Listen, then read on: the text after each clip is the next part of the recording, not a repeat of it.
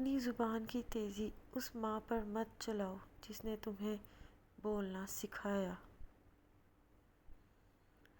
ادب حاصل کرنا سونا جمع کرنے سے بہتر ہے۔ اپنے بچوں کو ادب کرنا سکھا کر انہیں فائدہ پہنچاؤ۔ کسی کی تباہ حالی پر خوش نہ ہو، خبر نہیں کل زمانہ تمہارے ساتھ بھی یہی برتاؤ کرے۔ ایسی غربت پر صبر کرنا جس میں عزت محفوظ ہو اس امیری سے بہتر ہے جس میں ذلت اور رسوائی ہو۔ سگریٹ پینے سے عورت کے بھی پھیپھڑے ہی خراب ہوتے ہیں، کردار نہیں۔